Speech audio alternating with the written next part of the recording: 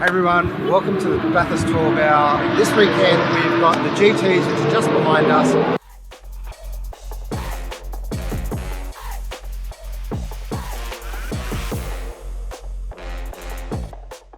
It's the first time I get to see you drive up the mountain. How long has it been since you've driven here, Dan?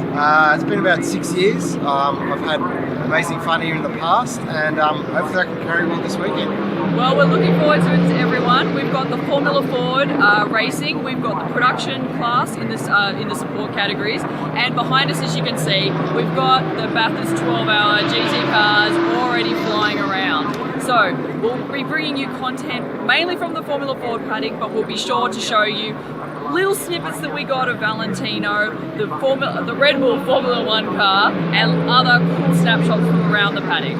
So make sure you hit that subscribe button on the couch.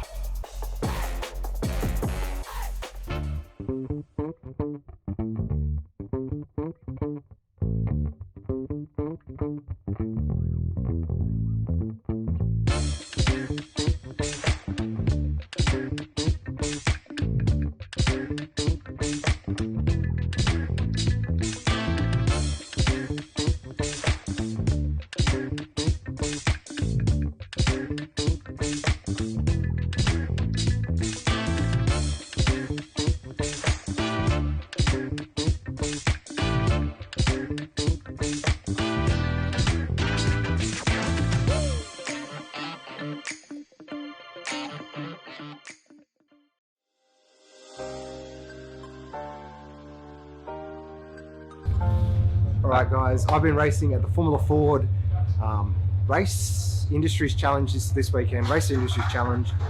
This weekend I'm in my FC car, which was originally built in 1985 by the Americans. My car was actually illegal in Australia for at least 3 or 4 years, from what I can recall, and was sponsored by Converse.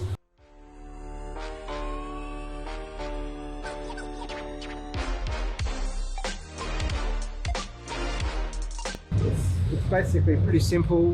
We run on a hard Avon tyre, which you can see here.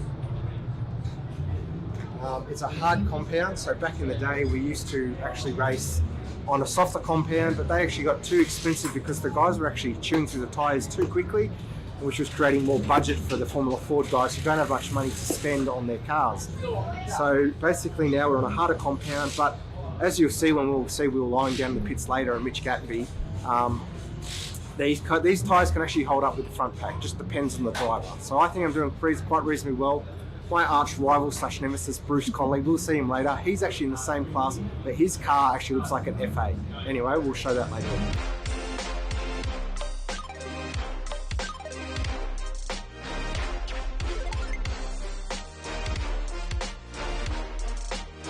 I've got Mitch Gatenby with me, my former teammate, and dude, you're absolutely killing it. It's good to see you racing with Will. You've had an awesome battle for the last, I don't know, year and a half with him. What have you expected coming to Bathurst this weekend? It was hard to know what to expect, really.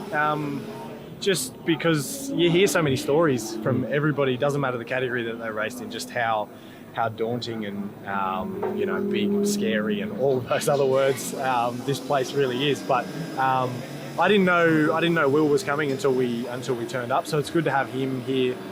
Like you said, we battled previously in the state championship and the national championship at Eastern Creek, and it's quite cool to be, you know, in each other's pockets for a whole race or two around a place like the mountain. Yeah.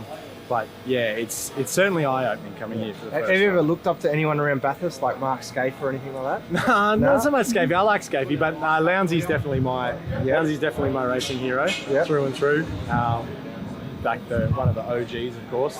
But there's a lot of younger guys that even, you know, my similar age that I still look up to racing wise. You know, like did a few of them here this weekend. Like Chaz Mostert's definitely one of my favourites, and Wincup as well. Just because of their, I guess, how they hold themselves. You know, in amongst all the stuff that goes on. Well, Will Lowing here. Will, you have been on fire since last year. Obviously, it's a bit of a weird time just then. You've just got the penalty. Yeah. But we'll talk before that. You went to the UK, which is why you've got the shirt on, the Curious Show. I even backed you there. Yep. You had the famous Rob Wilson. Is that his name? Rob Wilson. Yeah. You got to tell me about his coaching techniques and how Mick Ritter explained that he could see his driving skills, because you've just come out on fire this weekend, absolutely keeping up with the 1600s, and just explain to it. So Rob coaches pretty much all of the Formula One drivers. He's a funny guy. We only drive around in the road car on an open course, but he taught me a lot about being empathetic for the car sort of thing, and being really smooth on all the inputs, and he taught me a lot about my driving, and I think it's helped me. Like, I was doing a test day with Sonic, and the team boss Michael Ritter said that he could see my driving through my techniques through Rob. So Can you actually explain your car here for the audience? Obviously just a bit about it and a bit of knowledge. Yeah, sure. So this is a 1988 Van Diemen. Yep. It actually raced in the '88 Formula Ford Festival at Brands Hatch against Michael Schumacher. Yeah, okay. It's a pretty cool car. It used to run under the Leighton House livery, the Formula One team. Yep. And it's a cool car. I'm going to go from there. And you've only done the one Duratec test, but your plan is to do Duratec racing. From what you've seen with the Duratecs when you've even raced them in the Kent class, do you still think that the Kent class is just as competitive on a good day? Definitely. Yeah, it is. And even it shows here this weekend, there's 50 odd Kent cars here and having a great battle at the front, and it's all close and good racing. And even in the UK, they've got hundreds of, they only use Kent cars. They've got 100 Kent cars over there, and it's the best racing I've ever done. So yeah.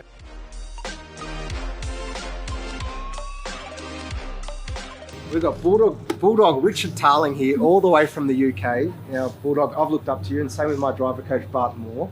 You've got to explain your racing career in a small 3-minute time frame, and what it compares to for the Australian and the British scene.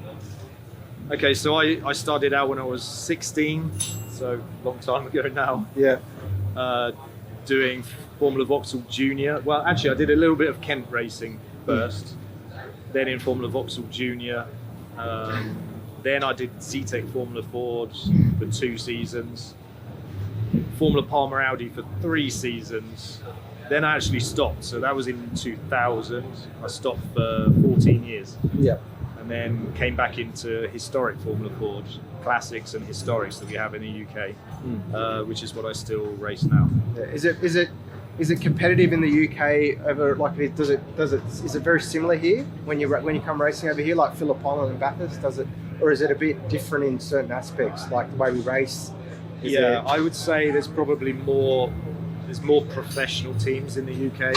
Yep. So there's a lot more people that make a living out of it. Yep.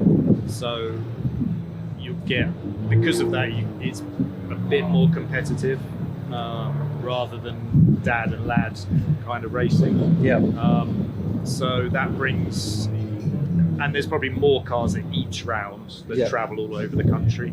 So it's like we have several kind of national series, the main national series, plus the historic one, plus the classic ones. And there's, of course, a lot more cars because of our history of racing. Yeah. Whereas you guys with the distances here, it's a lot more difficult to travel around the country, and a lot more expensive to travel around the country. With your career, you were saying, like, obviously you've done a lot of open wheel racing and you gave it a break. What made you decide though to go to historic Formula Fords over anything else? Because there's a lot of categories in the UK. It was just the cost, value, racing, competitiveness, really. Yeah. You know, the cars are relatively cheap to run as well, and there's lots of them, so there's always good competition. Yeah. You know, it's stuff like with slicks and wings, it's too expensive, and the competition's not as good. Yeah. And obviously Chris Davison has gotten you in the cars over the years. So where did that originally start from? Did he go over there, or did he? Yeah, no, that originally started when he came to the UK. Yep. So he came, I think, to the Formula Ford Festival and the Walter Hayes Trophy. And I just met him over there, and he kept on saying, "Oh, you've got to come over and try the car, whatever." And then I first came over and did Winton, just a small round at Winton in the Quest. Yeah. And then I came back and did Phillip Island in the rain. And when you were racing in the UK in your prime, we'll say, like when you were never shut up about when I was talking in the pits, were you racing guys like Jenson Button back then? Or who were you racing back then? Who was like the main competition? Well, I mean, in Formula Fords, Daniel Weldon, Jenson Button was kind of the year after me, but he drove my car when he first drove in a Formula Ford. Okay.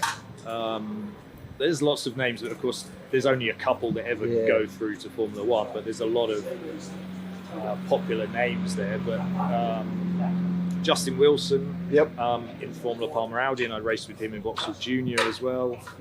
Loads of GT drivers, people that have gone to Japan, all over the world. Yeah. Very few into Formula One, and of course there's only a couple of spots there every year. There's only 20 seats. Yeah. So what's your thoughts, obviously racing Bathurst now, and then in a month's time we'll go to Phillip Island. You said before during practice to me, mate, this place is eye-opening. When did you finally decide to get that feel for the track? Like when did you start to find a groove? So we had the half-hour test session. Yeah.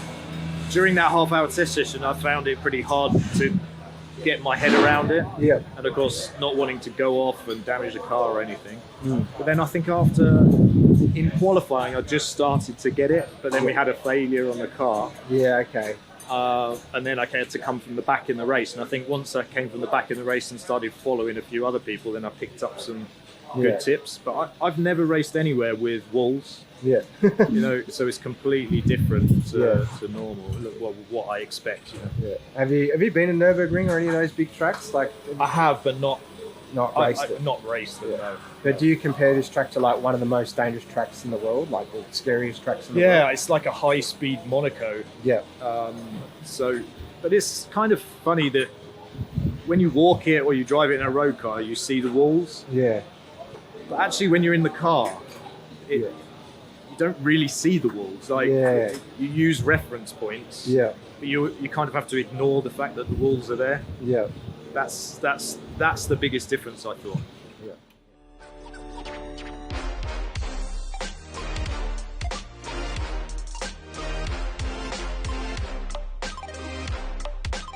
I've got the legendary Bruce Connelly here.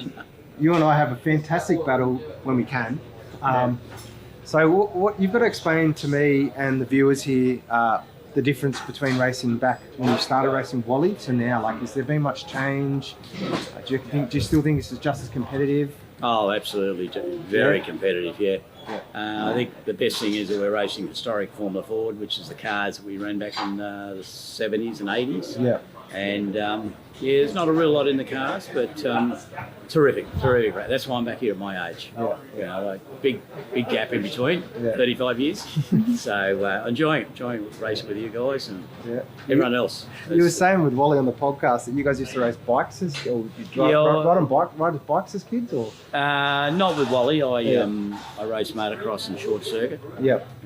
Probably when I should have been doing Formula Ford, but I didn't have the money, so. Yeah. I was racing dirt bikes, and then I got the opportunity to race one of Wall's cars, in Elvin Bickley's car. Yep.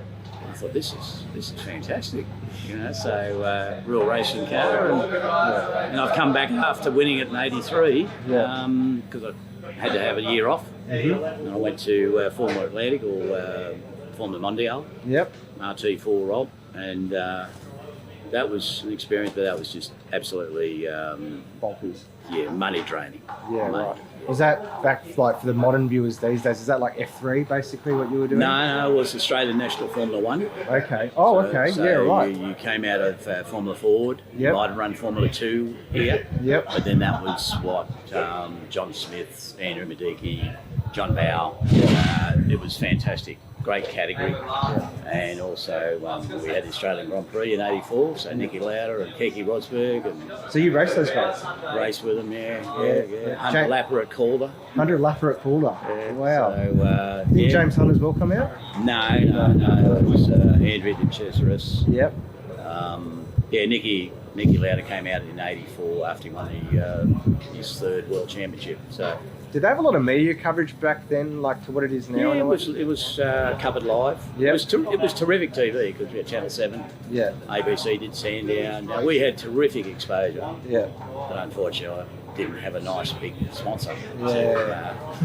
So you were running basically like the best your budget could buy for Yeah, absolutely. that Absolutely. We tell you exactly that $400, bought a brand new set of slicks for the Formula Ford. Yep. And they lasted one race meeting. Yeah. Back in the day. Back in the day. Yeah, okay. So, do you like the tyres that we're on now, though? I quite like them. I think Yeah. they're, well, the tyres I've got are 2 meetings old. Yep. So I don't think I'd gain anything by new ones. And Yeah. so I think they're, I know there's talk always about changing tyres, but I think it's probably the best tyre that I can imagine for the category. Yep. So, yeah. And what do you think about Bathurst? Obviously, Wally, you told me on Oh. Facebook that you've raced here in, I think it was a production, was it the Australian Touring Car Championship back then? Or was Yeah, it was the Australian Touring Car Championship. So you had Norm Beachy, Yep. Bob Jane, Ian Gagan, Yep. Alan Moffat, the Coca-Cola Mustang. Yep. And then I was in Wally's road going Cortina, back down around the corner. Yep. And it was a 4-lapper. Yep. And we bought some second-hand wet tyres. Yep. And it absolutely, the heavens opened up on Sunday morning.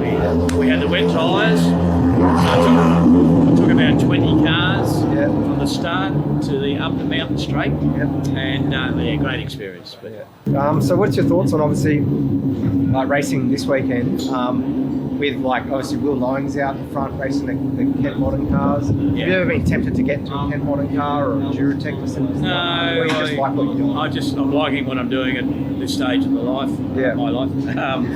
But you know, I was over in England in October with Will, and he didn't quite have the the rub of the green. I certainly didn't, but it's a great experience for him. So he's got a lot of talent, and he's I'd like to see him in Phillip Island, of course, in a month's time. But no, he's going well, and I believe I can't see it. I'm a little bit too far back, but he's having a good run with the front guys. You got to, before we end this podcast, you got to explain to me like your time in the UK. You went there years later. You could have done that back in the 80s. So You had but you've still done it. What's your experiences over there? Because I just interviewed Bulldog, and he was explaining the differences from us to them. So you can explain it the other way around.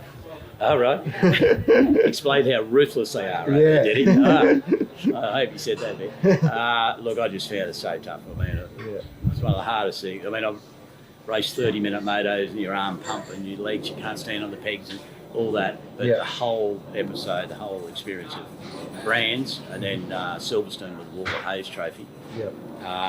Everyone is fighting for every position. You know, it's really, really hard. And front guys are good, really good. You know, Joey Foster and Esteban. And, you know, but my experience was tough because I was just in the wrong spot.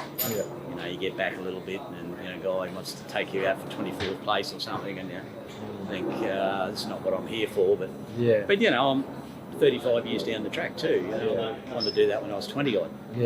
So, but great experience. And what about this weekend? Are you trying to reach are you in the 10 or not? Just out of No, I think I'm 12. 12 or something. I've got to get to you. Then we can have another battle. But, I'll look for you in the mirror. I know Wally's been giving me shit all week to try and catch you. So, no, that's good. When I came into Historic Formula Ford a few years ago, I think I met you the first weekend, and I was a nice fella, and because I'm starting up a whole new friendship group of except they're a generation apart. So no, it's great. I'm really impressed with the guys in it. So and it's not as important, but it is important to drive well and safe. But we're not going for series. Driving the Europe series and that. So it is just good to have close competition.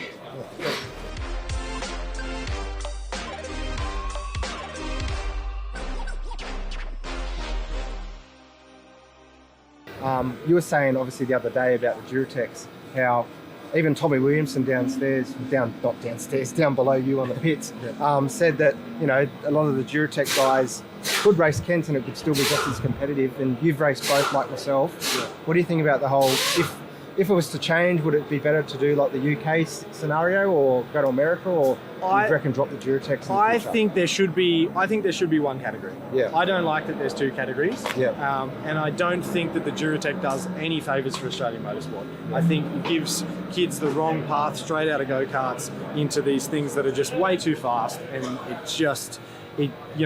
in go-karts you can bump and grind and whatnot. These things, the corners fall off them like that, and they're expensive for people like myself that just want to go out and progress, under their own steam and financially. Like you can't compete with that.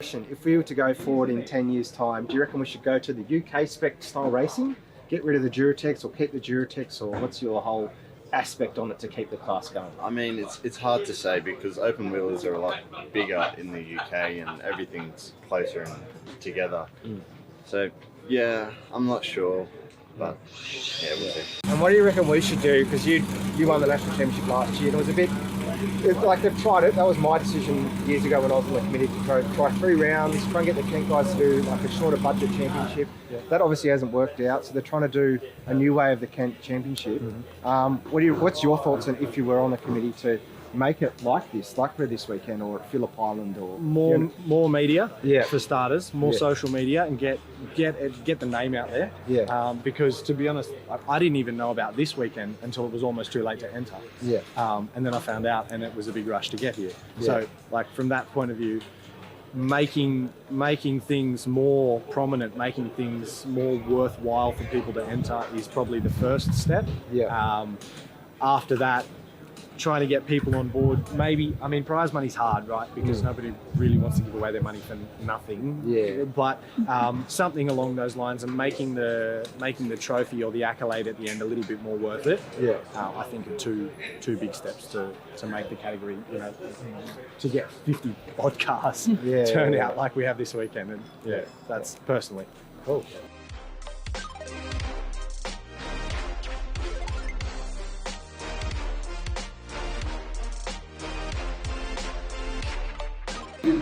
Hey guys, welcome back. We're here on the very last day of the Bathurst 12 Hour. It's been a long weekend, but one hell of a fun one and exciting. We're just here today. I'm going to interview Dan actually. I know there's been a few requests for it, so we're going to ask him a few questions about how the Formula Ford Challenge went over the weekend. So Dan, as we can see, it's an empty paddock in here, everybody. Everyone's gone home, or they're out there watching the 12 Hour right now. How did you find, Dan, racing on Bathurst after 6 years of being off track here? Pretty excited. I didn't know what to come in and expect. Obviously, I took you for a track walk with me and the team. We went around the track. For what I can recall, it's a lot more steep than before. It's basically like going up a roller coaster and coming all the way back down, and that for 5 or 6 laps. At the start, obviously, you wind up, especially myself, I wind up to get the car going, and then per race I was just trying to chip away at every position, and then I think by the end of it I realised I only had one more race to go and I had to make the most of it. Aim for the best, top 15. Yeah, you did really well, and we've got to ask, did the mountain bite? Yes, it did, and it didn't bite during the races, it actually did during practice, actually, so... What happened? I know, so not practice, it's qualifying. Yeah, it was qualifying. Can you tell us what happened down there on the mountain? Yeah, it was a bit of an awkward spin, what you normally see with the supercar guys do, or the GT guys who are out there right now. I was just going up the mountain, I thought, in my head I had a perception of how I was going to go up the mountain. I accidentally just clipped the wrong gear, I didn't have the clutch in enough. So if you don't have the clutch in enough, you're not going to get the gears aren't going to bite together. So basically that's what happened. I just missed the gear and I did this really weird slow awkward spin. And I didn't bite the mountain. I didn't necessarily bite the trunk of the mountain take out of me and take out of the car. It was just a little nick on the front of the nose cone, and then I got a bit OCD about it because I'm a bit pedantic about how my car looks. And then basically from then I qualified 18th, so it wasn't too bad. I wasn't disappointed to qualify 42nd. But you went on and it took you a while to get the swing of things out here, but by the third day, that third race, what was that, 3-4 second PB? Yeah. What changed? What got you just to get out the gate and go? To be honest, I was actually trying to entertain you fans who are watching the podcast through my head, so I thought, I only have one more time. The plan is, in the long term, to come back here at the Bathurst 6 hour or 12 hour, whatever it may be. I'm even in another Formula Ford race, so I realised that every race here counts as more of a practice session. Yeah. So I realised at the end of the day, I thought, you know what, I've got to go out there and I've got to beat my time that I came here in 2019. So I basically had to just go out there and push it. And then I thought, the way I'm going to beat these guys down the straights, because my engine has a lot of horsepower down the straight, is I'm just going to have to out-brake them at the chase. And every single lap, they braked and I didn't. And I just got to keep going quicker and quicker. The only part that I'm struggling at the moment is the top of the mountain, which every driver finds really hard.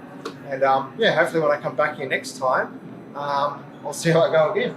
Awesome. And do you have any advice for anyone who's never driven Bathurst and any other young guns coming through with Formula Ford and might end up here? What's your advice for them driving on the mountain? Well, basically you've got to treat this mountain with respect. It's a total different racetrack to everything else that we race on, including go-karts.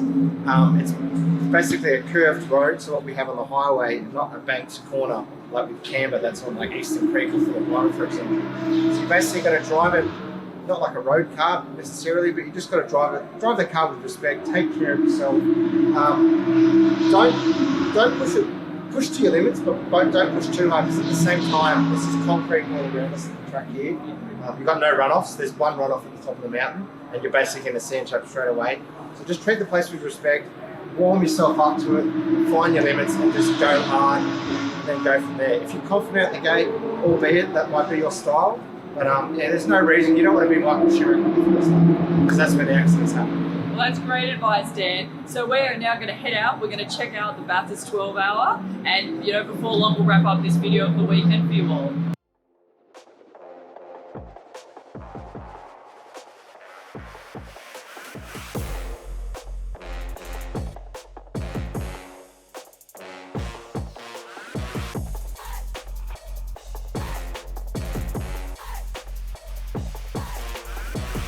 Hey guys, we're here in front of the F1 car. This is the car that was driven by Sebastian Vettel and Mark Webber in 2011. In about an hour's time, Liam Lawson's going to take it out, he's going to go around, and we're going to see if he's going to beat Jenson Button's record.